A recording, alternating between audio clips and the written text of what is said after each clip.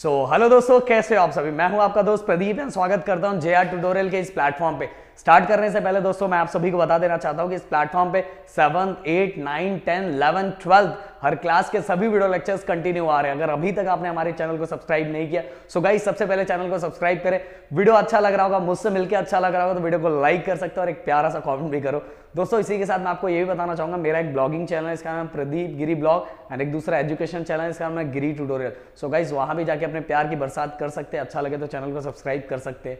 सो दोस्तों आज का जो हमारा टॉपिक है ना बहुत इंटरेस्टिंग टॉपिक है, बट उसके पहले दोस्तों मैं एक चीज और आपको बताना चाहूंगा कि बहुत सारे कमेंट मैंने ये देखा कि सर 12 आप बोलते हैं 7th, 8th, 9th, 10th, 11th, 12th, तो 12th का कहाँ वीडियो आ रहा है। तो भाई 12th का वीडियो अब आने वाला है, अब आना स्टार्ट हो जाएगा 12th का।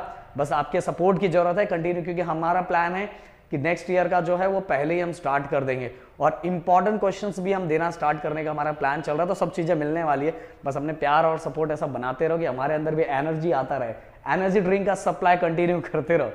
सो गाइज आज का जो हमारा मेन टॉपिक है वो है हमारा particle nature of electromagnetic radiation.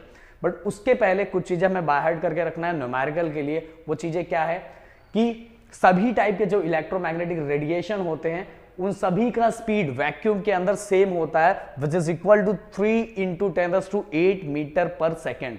Okay, so मेरे ख्याल से दिमाग में फिट हो गया होगा। कहना क्या है, समझना क्या, समझना बस इतना ही होता है कि सभी टाइप के जो इलेक्ट्रोमैग्नेटिक रेडिएशंस होते हैं वो वैक्यूम के अंदर उनकी वैल्यू, उनका स्पीड क्या होता है, सेम होता है। और वो स्पीड कितना होता है, 3 × 10⁸ मीटर पर सेकेंड। ओके, और ये एक्सप्रेशन 9th में हमने किया ही है।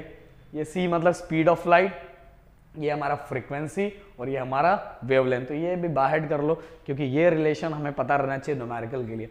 सो गाइस नेक्स्ट जो हमारा मेन टॉपिक है particle nature of electromagnetic radiation.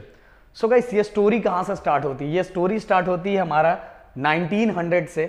जो फ्लैंक करके एक साइंटिस्ट थे, उन्होंने क्वांटम थ्योरी, अब क्वांटम थ्योरी क्या है हम समझ लेंगे। क्वांटम थ्योरी के थ्रू उन्होंने ब्लैक बॉडी रेडिएशन को पूरी तरह से एक्सप्लेन किया था। अब क्वांटम क्या होता है हम समझने वाले हैं, बट साइंटिस्ट का नाम याद रखो कि 1900 में कौन सी ईयर की बात है, 19। ये स्टोरी स्टार्ट होती है 1900 में। तो 1900 में जो मैक्स प्लैंक करके एक साइंटिस्ट थे, उन्होंने क्या बताया था, क्वांटम थ्योरी के थ्रू ब्लैक बॉडी रेडिएशन को एक्सप्लेन किया था। अब black body, perfectly black body, ये भी 12th स्टैंडर्ड में है केटीजी में। केटीजी क्या होता है, केटीजी क्या होता है, चलो बताओ मुझे। चलो भाई थोड़ा सब्र, थोड़ा डोज डालता जा रहा हूं ना अगले साल के लिए कि आपका अट्रैक्शन रहेगी। सर ने बोला था केटीजी पढ़ाने वाले, केटीजी के means kinetic theory of gases and radiation. Okay चलो ये बता ही दिया, वैसे बताना नहीं चाहता था, मैं सोचा अगले साल ही बताता हूँ। सो गाइस क्वांटम थ्योरी के थ्रू उन्होंने किसको एक्सप्लेन किया था, उसका हेल्प लेके क्वांटम बॉडी रेडिएशन। अब उसके अंदर क्वांटम क्या होता है वो आगे हम देखने वाले। अकॉर्डिंग टू दिस थ्योरी, इस थ्योरी के थ्रू, इस क्वांटम थ्योरी के through the energy of electromagnetic radiation depends upon the frequency not the amplitude.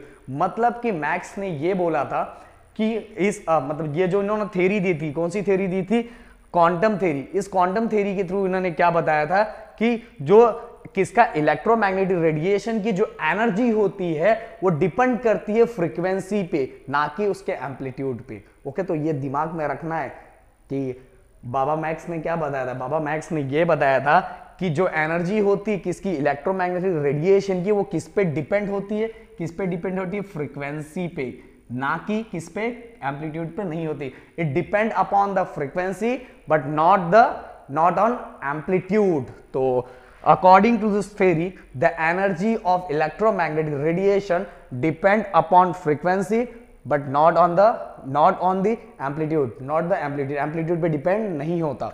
Okay, अब गाइस प्यारा सा क्वेश्चन, भाई इसका नाम क्वांटम क्यों रखा, क्या था ऐसा, इसको क्या मजा आ रहा था कि मैक्स भाई को क्या मजा आ रहा था कि इसका नाम रखा उन्होंने quantum. So guys Planck give the name quantum to the smallest quantity of energy. Energy का जो सबसे छोटा वाला क्वांटिटी, सबसे छोटा क्वांटिटी, उस क्वांटिटी को उन्होंने नाम दिया था क्वांटम।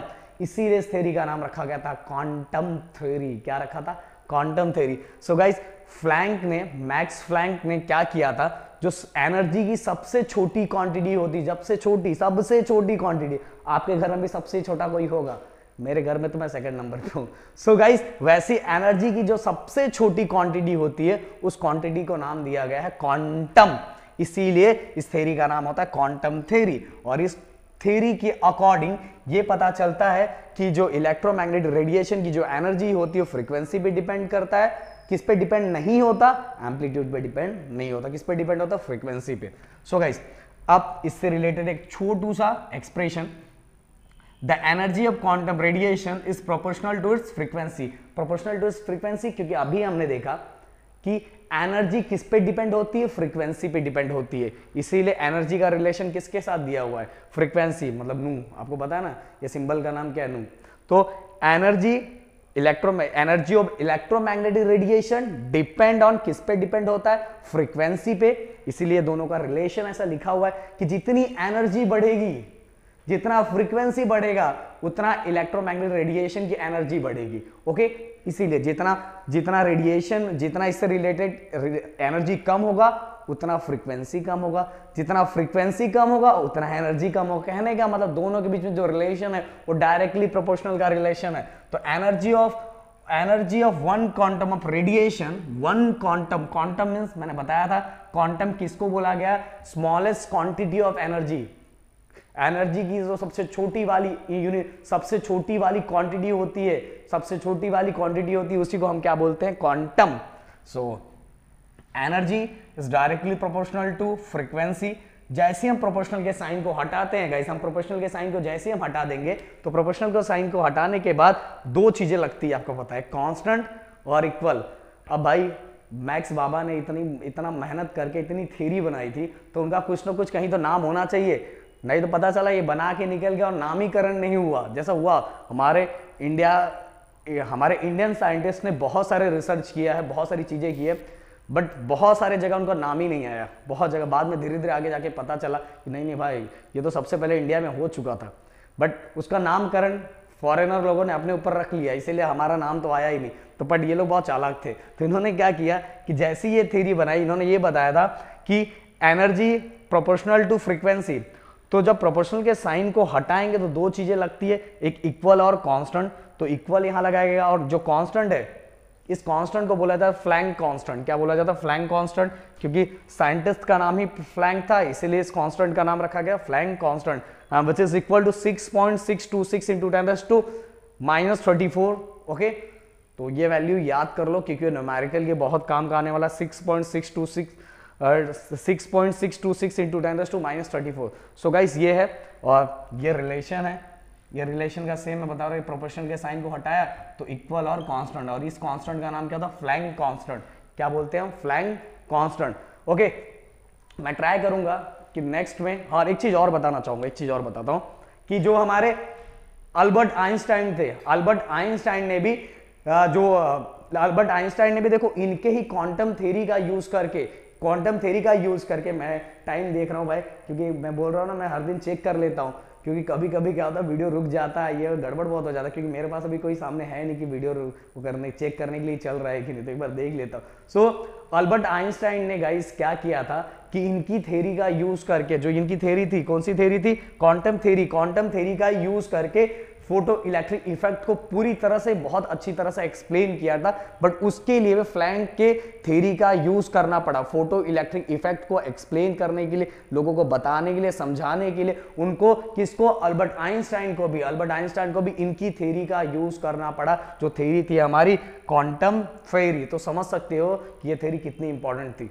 सो गाइस, मेरे ख्याल से आपको पूरी तरह से समझ में आ गया particle nature of electromagnetic radiation, जो चीजें थी इसके अंदर मैंने आपको एक्सप्लेन कर दिया। हाँ, मैं ट्राई करूंगा नेक्स्ट में इससे रिलेटेड न्यूमेरिकल ले लेंगे। ओके, क्योंकि इससे रिलेटेड न्यूमेरिकल में उतना लॉग टेबल की जरूरत नहीं पड़ने वाली है, तो मैं ट्राई करूंगा कि नेक्स्ट में इसका न्यूमेरिकल लेने वाला।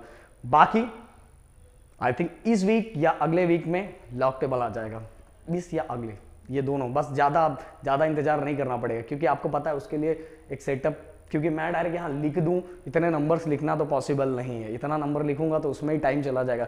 मेरा रेंज है कि मैं सामने लिखते जाऊंगा तो वीडियो का लेंथ बिना मतलब बहुत बड़ा हो जाएगा, इसलिए ये चीज़ें देखो, इसमें साइंस में लिखना, ये डेरिवेशन में लिखना बहुत थोड़ा हार्ड हो जाएगा। ओके, बहुत ज़्यादा वीडियो का लेंथ बहुत बड़ा हो जाएगा। तो क्योंकि अपने JR का स्टार्टिंग से ही यही रूल है कि वीडियो का लेंथ ज़्यादा बड़ा ना करे, जितना शॉर्ट करेंगे तो बच्चों को बहुत अच्छे समझ में आएगा। तो यही हमारा स्टार्टिंग से ही रूल है और अभी भी हम वही फॉलो कर रहे हैं। सो गाइस, वीडियो अगर पसंद आए तो वीडियो को लाइक कर सकते हो, चैनल को सब्सक्राइब कर सकते हो, दोस्तों के साथ जरूर शेयर करो। Bye bye, tata, take care and guys सबसे बड़ी बात, अपना ध्यान रखो। जय हिंद दोस्तों।